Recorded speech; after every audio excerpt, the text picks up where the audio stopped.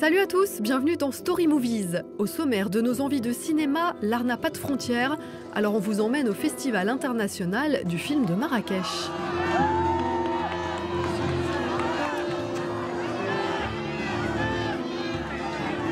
Dans une ambiance des mille et une nuits, nous avons croisé Martin Scorsese, James Gray, Guillermo Del Toro et Robert de Niro, grandes stars de cette 17e édition, honorés pour l'ensemble de sa carrière.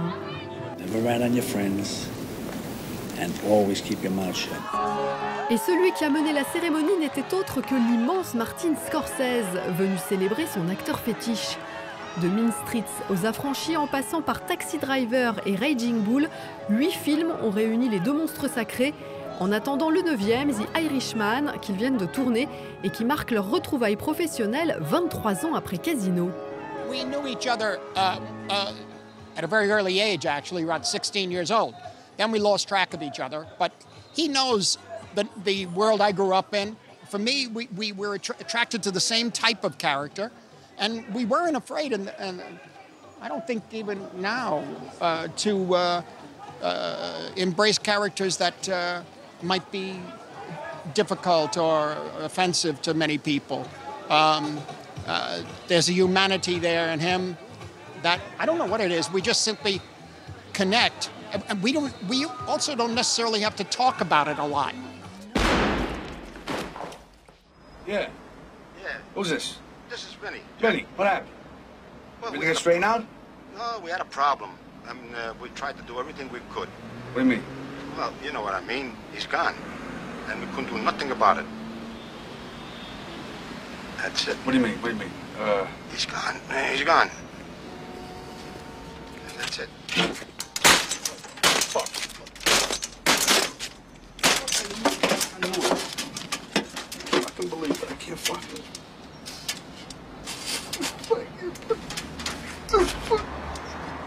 Martin Scorsese said that your greatest quality is that you never judge your characters. And I wonder how is that possible, in fact?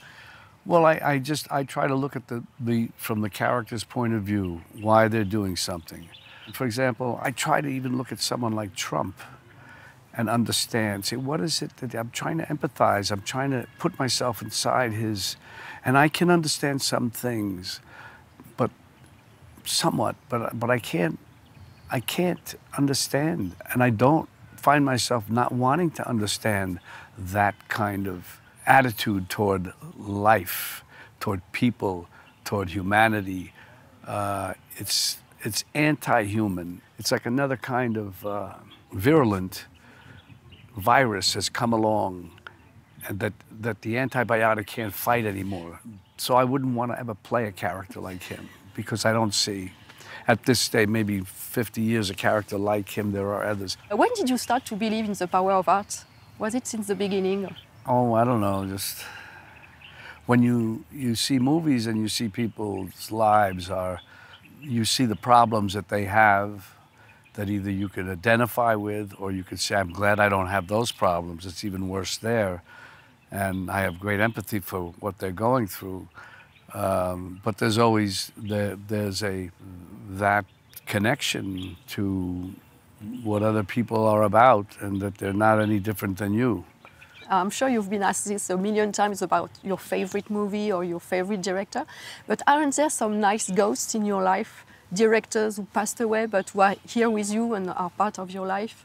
That's an interesting question. I can't think right at this moment offhand, but yeah, that's... Bertolucci, maybe? Yeah, Bernardo, Mike Cimino, director Martin Ritt. They express love, they express love through their work, and the others, not all, and there are many who try to do the right thing, politicians,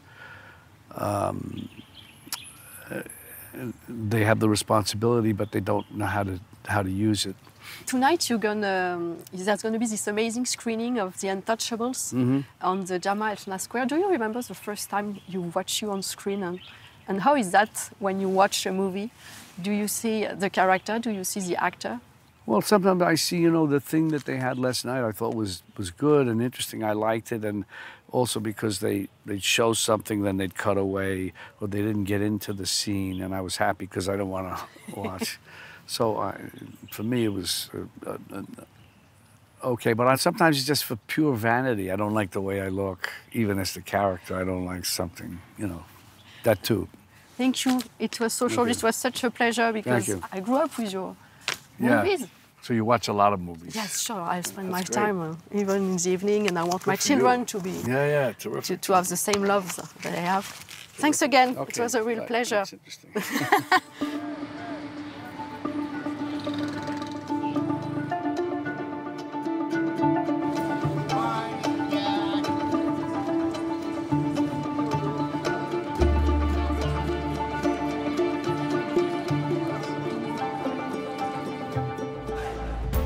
Elle n'est jamais loin des stars présentes à Marrakech, mais elle préfère rester dans l'ombre. Depuis les débuts du festival, dont la première édition s'était tenue 2 semaines seulement après les attentats du 11 septembre 2001, Mélina Toscan du Plantier œuvre pour réunir chaque année un parterre d'acteurs et de cinéastes qui laissent sans voix. Mais elle a aussi à cœur de développer les autres missions du festival, soutenir le cinéma marocain et plus largement celui d'Afrique et du Moyen-Orient. C'est quoi l'âme de ce festival? Qu'est-ce qui compte le plus à vos yeux? L'âme de ce festival, c'est les gens de Marrakech qui me touchent beaucoup et on le fait pour eux, ce festival. Ils peuvent venir dans toutes les salles de cinéma, ils peuvent venir voir les leçons de cinéma, ils peuvent venir partout. Alors c'est un festival qui, on le voit, accueille des stars immenses, mais c'est aussi un festival qui, au fil des ans, a accompagné la production marocaine de films, parce que je crois qu'on a démarré en 2001, il y avait quoi, 5 films par an produits? Voilà. Et puis aujourd'hui, on a 25. En plus, cette année, nous avons un panorama du cinéma marocain avec 7 ou 8 films choisis de l'année. Et nous avons invité une trentaine de directeurs de festivals. Vous avez pu voir Thierry Frémaux, mais il y a beaucoup d'autres directeurs de festivals, Toronto, Morelia et plein d'autres. Et on va leur faire découvrir le cinéma marocain. J'ai eu l'occasion de vous voir à l'œuvre. Vous allez chercher Martin Scorsese qui sort d'une masterclass, vous le raccompagnez, vous allez chercher Robert de Niro, vous l'accompagnez. Et j'ai l'impression que vous avez sur eux un regard très tendre. Non, mais je les aime énormément. Je ne suis jamais blasée, en fait. Chaque moment passé avec eux est un moment magique. Et c'est vrai que moi, j'aime accompagner les artistes. J'aime être près d'eux, j'aime être sûre qu'ils vont bien, que tout se passe bien. Je fais en sorte qu'ils repartent heureux.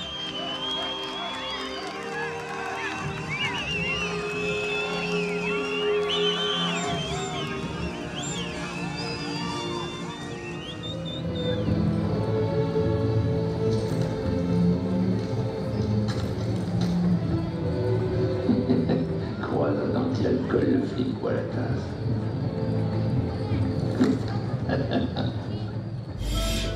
Si Marrakech accueille des maîtres du 7e art pour des masterclass et des hommages, la compétition, elle, est réservée à des premiers et seconds longs métrages. Cette année, 14 films venus de 13 pays, dont 6 réalisés par des femmes, ont concouru pour remporter l'étoile d'or du festival, sous l'œil bienveillant et passionné du président du jury, le cinéaste américain James Gray, à qui on a demandé de nous raconter justement ses premières fois. I seem to remember, even as a very young kid, being struck by the impact of movies. Even a movie like Jaws, which I saw when I was really young. I remember how everybody was afraid to go into the water at the beach. And then as I got a little older, I mean, Apocalypse Now, I think, was the first time I was 10 years old when I saw that. I remember the controversy and how it dealt with the Vietnam War for the United States and whether the film was racist. And I remember those debates, and also The Deer Hunter the year before. I remember these discussions. And I think that made me feel that the medium was incredibly important somehow.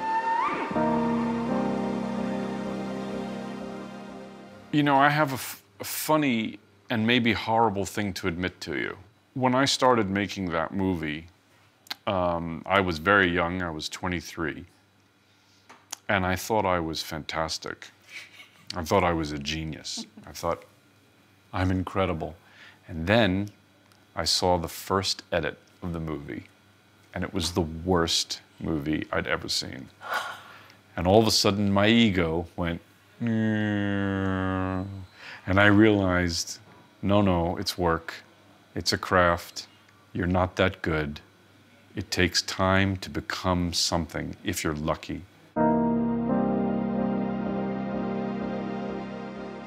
Oh, I can tell you, it was David Lynch. It was David Lynch in Venice with Little Odessa. You know, he really liked the movie, and I love David Lynch. I think he's brilliant. And, you know, I remember him saying, "Really pretty good. That's really good." And I was like, oh, David Lynch saw my movie and he liked it. The first bad review, it was The Hollywood Reporter. His name was Dwayne Burge. And he wrote that the film was horrible. And I remember I was coming from the airport in Toronto right after the Venice Film Festival, and my producer said, "Hollywood Reporter slammed it, pal. Bad, bad." And I went, "Really? A bad review?" So yes, see, it stuck in my mind very clearly. But I've now, to my credit, I've stopped, almost completely stopped reading them. They're really good. I mean, it's like you're seeing, you know what it's like? It's like going to a dinner party and meeting a really interesting person for the first time, you know? And you get to see a side of the world that you don't usually see. And that's very exciting. It's why I'm doing it. It's why I'm here. If I could just sit on my couch and watch movies from around the world, but somehow there's a direct engagement, and seeing them on the big screen with the crowd, you can't beat it.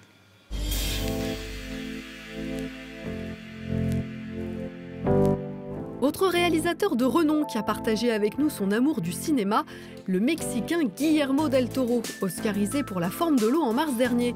Son prochain conte, une relecture de Pinocchio pendant les années 30, en pleine montée du fascisme, qui s'annonce comme une œuvre sombre et politique. Mais en attendant, c'est le jeune cinéma de son pays natal qui a toute son attention.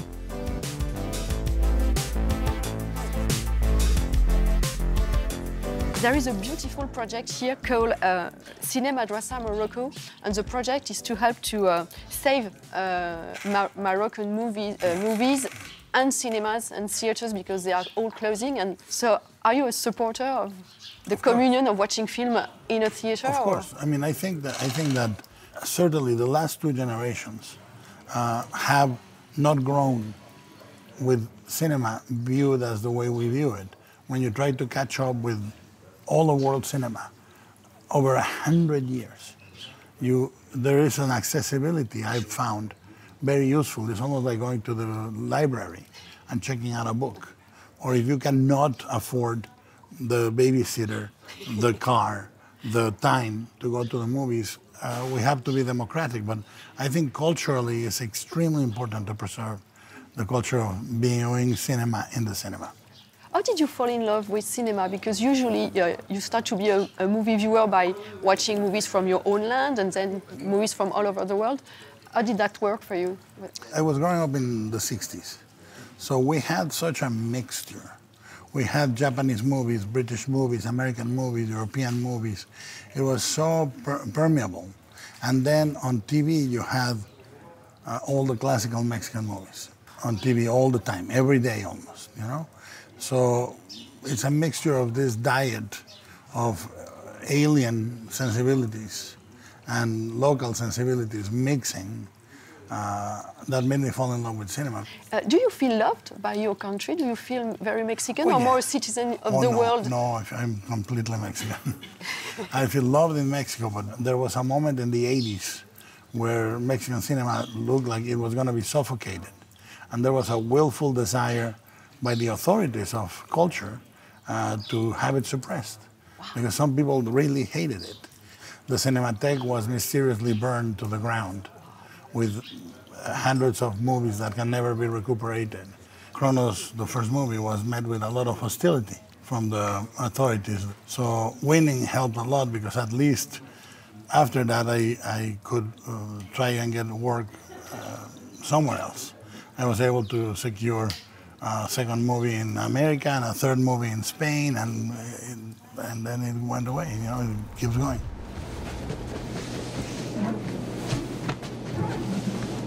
There are 2 Mexican movies here in competition, 2 female directors. Have you watched them? Have you heard of them? No. I've been trying to promote them. When I see any piece of news from a new Mexican filmmaker, I tweet it. They're very new.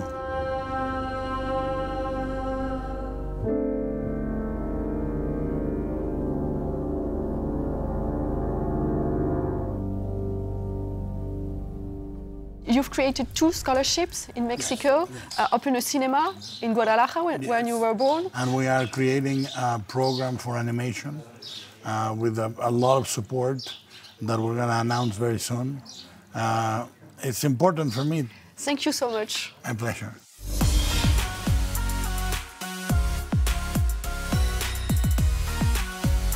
Si La Camarista a gagné le prix du jury, c'est une production autrichienne, Joy, qui a remporté l'étoile d'or du festival. Rendez-vous l'année prochaine pour de nouveaux voyages magiques à Marrakech.